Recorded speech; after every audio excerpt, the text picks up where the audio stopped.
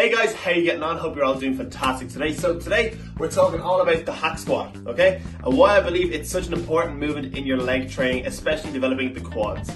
So when it comes to quad training, the go-to is a barbell back squat or a front squat, a goblet squat or a leg press. Those are the kind of four main ones we will go for.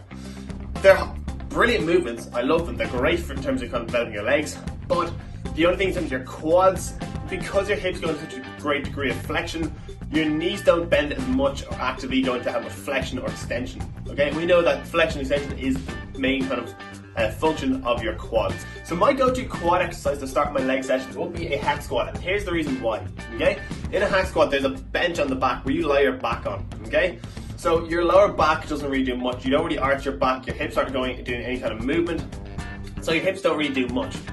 But that allows us to come to a greater degree of flexion in the knees and to work our quads into more of an active stretch. So you've got a more active range of motion throughout, and it's a lot bigger. I mean, our quads are going to get a lot more direct work done on a hack squat compared to a barbell back squat, compared to a goblet squat or a leg press. So if you are trying to develop your quads, of course a barbell back squat, a goblet squat and a front squat, they will all obviously help your quad development. But I personally feel like a hack squat will elicit more growth over time, purely because it's a lot more direct quad work and not as much load on things like your lower back or your glutes.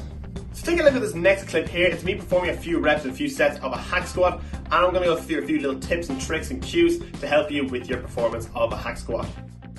Let's start from the ground up. So feet, you want your feet set up so in that bottom position your knees and heels are in a straight line. So there, for me, it means I can produce a lot more force coming up, okay? Number two, you want to keep a neutral neck, a neutral spine, and don't let your hips do too much movement, purely because when we arch our back and when our hips come into that kind of tilt, we can't come as deep into a squat, and with a hack squat even, it allows us to come into a much deeper degree of flexion and extension and a much more active range and a much bigger active range, which we really want here, okay?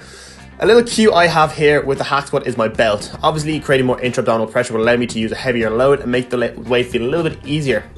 But it's more of a mental cue for me. Here's why. So like I said there, we want to keep our back flat against the bench, okay? And to do so with the belt on, I can feel the belt kind of digging into my back. It's not a sore feeling, it's just I feel the belt actually coming to my back a little bit more. So by having the belt on me, it allows me to kind of cue myself, that physical cue, to keep my back nice and straight so I don't move it off the bench, okay? When you get heavier, it's going to be especially harder to do because you'll feel like your bum and your back come off the bench, okay? So you need to try as hard as you can and do whatever you can to cue yourself to push your back into the bench. If you found this in any way beneficial, let me know in the comments below. Get in touch with me on Instagram at coachbydan, or email me danreespersonaltraining@gmail.com.